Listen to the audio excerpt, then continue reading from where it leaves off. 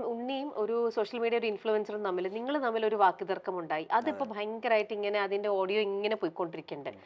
അതാണെങ്കിലോ അതിനെക്കുറിച്ചാണെങ്കിലോ അത് ഞാൻ പറഞ്ഞിട്ട് സിനിമയായിട്ട് കാണാതെ ഒരു സ്പെക്യുലേഷൻസും മറ്റു കാര്യങ്ങളൊക്കെ വരുമ്പോൾ അങ്ങനെയാ തോന്നുന്നത്. എനിക്ക് നമ്മുടെ സഹിക്കാൻ പറ്റിയില്ല കുറേ കാര്യങ്ങളൊക്കെ. ഉം. പിന്നെ ഞാൻ മനസ്സിലാക്കുന്നു അത് ജീവിക്കാൻ വേണ്ടിയാണ്. ഇപ്പോൾ ഈ ഒരു കാര്യം ചെയ്യുമ്പോൾ അതിനൊരു ട്രാക്ഷൻ വേണം. ട്രാക്ഷൻ വരുമ്പോൾ അതിന് മോണിറ്റൈസേഷൻ ഉണ്ടെങ്കിൽ അത് റവന്യൂ ആയി മാറും. റവന്യൂ എന്ന് വെച്ചാൽ അയാൾ പറയുന്നത് അയാൾ ശരിയാണത് അങ്ങനെ ചെയ്യുവാണെങ്കിൽ അരി മേടിക്കാനാണെന്നാണ് പറഞ്ഞത്. കൃത്യമായിട്ട് പറഞ്ഞാൽ അരി മേടിക്കാനാണെന്ന് പറയാം. അങ്ങനെ ഒരാൾ പറയണേ ഞാൻ അന്നത്തിന് വേണ്ടിയിട്ടാണ് ഞാനിത് ചെയ്യുന്നതെന്ന് പറയുമ്പോൾ പിന്നെ I think I have to respect that. Okay, ഒരാൾ പച്ചയ്ക്ക് പറഞ്ഞു ഞാനിത് ഇങ്ങനെയൊക്കെ ചെയ്യുന്നതും സംസാരിക്കുന്നതും എൻ്റെ ഊഹാബോധങ്ങൾ പങ്കുവയ്ക്കുന്നതും അത് നിങ്ങളെ ഏത് രീതിയിൽ ബാധിച്ചാലും എനിക്ക് വിഷയമില്ല. ബിക്കോസ് ഞാൻ അരി മേടിക്കാനാണെന്ന്. ഞാനും ജീവിക്കാൻ വേണ്ടി തന്നെയാണ് ഈ പണിയെടുക്കുന്നത്. പുള്ളിയും അത് ചെയ്യണേ.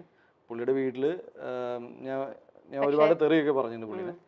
പുള്ളിയുടെ വീട്ടിൽ അച്ഛനും ഉണ്ടാവും, അമ്മയുണ്ടാവും, ഭാര്യ ഉണ്ടെന്ന് ഞാൻ മനസ്സിലാക്കുന്നു. സുഹൃത്തുക്കളോ കുട്ടികളോ ഉപയോഗിട്ട് ഈ അരി ആ വീട്ടുകാർ തന്നെ കഴിക്കണ്ടാവുക. അപ്പോൾ എൻ്റെ തെറി കേട്ടിട്ട് ഒരു വീട്ടിൽ ഒരു അരി മേടിക്കാൻ ഒരു നല്ല കാര്യം സംഭവിച്ചിട്ടുണ്ടെങ്കിൽ അത് ഐ വെൽക്കം ഇറ്റ്. എനിക്ക് അത്രയും പറയാം. ബിക്കോസ് അയാൾ പറയാനില്ല ഞാൻ ഉറച്ചു നിൽക്കുന്നു ഇതിനാണെന്ന്. പക്ഷെ അരി മേടിക്കാനാണെന്ന് പറഞ്ഞപ്പോൾ പിന്നെ ഞാൻ സത്യത്തിൽ അന്നോട്ട് പിന്നെ എനിക്കൊന്നും പറയാൻ പറ്റാത്ത അവസ്ഥയായിപ്പോയി. ആൻഡ് അതിൽ സംഭവിച്ചത് എന്താ വെച്ചാൽ പെട്ടെന്ന് നമ്മൾ 10-12 വർഷം ഒരു സ്ഥലത്ത് നിന്ന ഒരാളെ ഒറ്റയടിക്ക് ജഡ്ജ് ചെയ്തിട്ട് നിങ്ങൾ പ്രിവിലേജ് സ്ഥാനത്ത് നിൽക്കുന്ന ഒരു സിനിമാ നടൻ ഒരു സാധാരണ യൂട്യൂബറിനെ വിളിച്ച് തെറി വിളിക്കുന്നു. ഞാൻ 5 മിനിറ്റിൽ മാപ്പും പറഞ്ഞിട്ടുണ്ടായിരുന്നു. ഇപ്പം ഞാൻ നോക്കുമ്പോൾ എൻ്റെ ഫ്രണ്ടിങ് അയച്ചത്. പിന്നെയും എൻ്റെ പ്രോബ്ലം എന്ന് വെച്ചാൽ ഈ കണി കണ്ട സാധനം എല്ലാം എൻ്റെ വാട്സപ്പൊക്കെ ആയതുകൊണ്ട് നമ്മളിലേക്ക് എത്തും. അപ്പോൾ പുള്ളി ഇപ്പോഴും ഇട്ടത് മറ്റേ എഡിറ്റ് ചെയ്ത ചെറിയ പോർഷൻ. അപ്പോൾ പേടി ഉണ്ടാവും. എന്ന് വെച്ചാൽ ഞാൻ സംസാരിച്ചതും ഞാൻ പറഞ്ഞ ചില കാര്യങ്ങളുണ്ട്. ഞാൻ പറഞ്ഞു നിങ്ങൾ ഉദ്ദേശിക്കുന്ന പോലെ ഈ ഹിന്ദുത്വ അജണ്ട എടുക്കാനോ അല്ലെങ്കിൽ മറ്റേ ഭക്തി വിട്ട് ജീവിക്കാനോ അങ്ങനത്തെ ഒരാളല്ല ഞാൻ. ബിക്കോസ് എനിക്ക് അതിൻ്റെ ആവശ്യമില്ല. ഞാൻ വന്ന സാഹചര്യം വെച്ച് നോക്കുകയാണെങ്കിൽ എനിക്ക് അതിൻ്റെ ആവശ്യമില്ല. ഞാൻ ഭയങ്കര പാഷനേറ്റ്ലി നിങ്ങൾ വിചാരിക്കുന്ന മുന്നേ 18 വർഷമായി. ഇപ്പം നിങ്ങൾ ചിലപ്പോൾ കാണുമ്പോൾ 12 വർഷമായി സിനിമയിൽ. പക്ഷേ എൻ്റെ ഇപ്പം എനിക്ക് 35 വയസ്സ് പറയുന്നില്ലേ, ഞാനിപ്പോഴും ആലോചിക്കുകയാണെങ്കിൽ എൻ്റെ 18 വയസ്സ് മുതൽ ഞാൻ ഇതിൽ ഇൻവെസ്റ്റ് ആയി പോയി. അതിൽ 12 വർഷം ഞാൻ ഒറ്റയ്ക്ക് ജീവിക്കുകയാണ്. ഫോർ എന്തിനെന്ന് നോക്കുമ്പോൾ ഇന്നും മൊത്തം വിവാദങ്ങളും പറയാത്ത കാര്യങ്ങൾ വരിക. അപ്പോൾ ഞാൻ കഴിഞ്ഞ ദിവസമാണ് ഞാൻ സംസാരിക്കുമ്പോൾ എൻ്റെ അമ്മ പറയുന്നത് ഇതിന് വേണ്ടിയിട്ടാണോ നീ ഇതിലേക്ക് വന്നത്? കേൾക്കണം. നിനക്ക് സിനിമയിൽ അഭിനയിക്കണം എന്നുണ്ടായിരുന്നു, സിനിമയിൽ അഭിനയിച്ചു, നിനക്ക് മതിയായി കൂടെ. എൻ്റെ അമ്മയ്ക്ക് അറിയാം ഇത് എനിക്ക് നാളെ നിർത്താനുള്ള മൈൻഡ് സെറ്റ് ഉണ്ട് എനിക്ക്. നാളെ എനിക്ക് എൻ്റെ പടം കഴിഞ്ഞിട്ടോ എന്ന് പറയാൻ ഒരു മടിയില്ല. എന്തെങ്കിലും ഒരു ബിസിനസ്സോ കാര്യങ്ങളോ എന്ന് വെച്ചാൽ ഞാൻ ഇത് വിട്ടിട്ട് എവിടെ പോകുന്നു വിചാരിക്കരുത്. എന്റെ ആറ്റിറ്റ്യൂഡ് എന്ന് വെച്ചാൽ ഞാൻ ഇവിടെ നിന്ന് നിന്നിട്ട് എനിക്ക് ചില കാര്യങ്ങൾ ചെയ്യണം. ഞാൻ പറഞ്ഞു വന്നത് ഒരു വ്യക്തിയുടെ മൈൻഡ് സെറ്റ് പറയാണ്.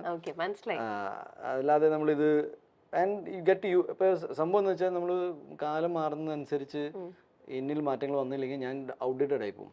ഇന്നത്തെ സോഷ്യൽ സ്പേസ് അത് കുറച്ച് പേരേ ഉള്ളൂ. ഞാനത് മൊത്തത്തിൽ മലയാളി സമൂഹം അങ്ങനെ ആയി എന്ന് പറയുന്നില്ല. ചെറിയ ആൾക്കാർ ഇത് നമ്മൾ മീഡിയയിലുള്ളത് കൊണ്ട് പെട്ടെന്ന് വരികയാണ്.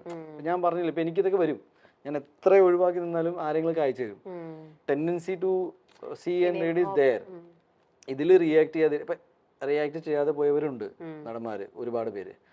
ഞാൻ വന്ന സാഹചര്യം ഈസ് വെരി ഡിഫറെൻറ്റ്. എനിക്കത് എക്സ്പ്ലെയിൻ ചെയ്യാൻ ഞാനത് സിമ്പതി ലൈനിൽ പോലും സംസാരിക്കാറില്ല. ദാറ്റ് ഈസ് ഞാനിങ്ങനെ കഷ്ടപ്പെട്ട് ട്രെയിൻ പിടിച്ചിങ്ങോട്ട് വന്നു, അപ്പോൾ ഭയങ്കര ബുദ്ധിമുട്ടിയിട്ട് എനിക്ക് അങ്ങനെയല്ല. I am very proud of what has happen in my life. മലയാളികൾക്ക് ഏറെ പ്രിയപ്പെട്ട താരങ്ങളിൽ ഒരാളാണ് ഉണ്ണി മുകുന്ദൻ. യാതൊരുവിധ സിനിമാ പാരമ്പര്യവും ഇല്ലാത്ത കുടുംബത്തിൽ നിന്നുമാണ് ഇദ്ദേഹം വരുന്നത്. അതായത് സിനിമയിൽ ഇദ്ദേഹത്തിന് ഒരു ഗോഡ് ഫാദർ ഇല്ലായിരുന്നു എന്ന് വേണമെങ്കിൽ പറയാം. മാളികപ്പുറം എന്ന സിനിമയിലാണ് ഇദ്ദേഹം ഏറ്റവും അവസാനമായി പ്രത്യക്ഷപ്പെട്ടത്. അതിഗംഭീര റിപ്പോർട്ടുകളാണ് ചിത്രത്തിന് ലഭിച്ചത് എങ്കിലും ചില യൂട്യൂബർമാർ ചിത്രത്തിനെതിരെ മനഃപൂർവ്വം നെഗറ്റീവ് പ്രചരിപ്പിച്ചത് വലിയ രീതിയിലുള്ള വിവാദങ്ങൾക്ക് കാരണമായി മാറിയിരുന്നു. ബട്ട് സിനിമ എത്രത്തോളം ഹിറ്റ് ആവുമെന്ന് അറിയില്ല. മാളികപ്പുറം പോലത്തെ എൻ്റെ കരിയറിൽ ഇങ്ങനെ ജനകീയമായിട്ട് ഒരു വലിയ ഹിറ്റും പിന്നെ ഓൾ ഏജ് കാറ്റഗറിയിൽ മാത്രമല്ല കുറച്ചുകൂടി ഡീപ്പറായിട്ട് ഇപ്പം 5 വയസ്സുള്ള ഒരു മോന് അവൻ എൻ്റെ പേര് അറിഞ്ഞില്ലെങ്കിലും എന്നെ തിരിച്ചറിയാൻ തുടങ്ങി. മുത്തശ്ശിമാര് ഒരു വലിയൊരു ഓഡിയൻസ്.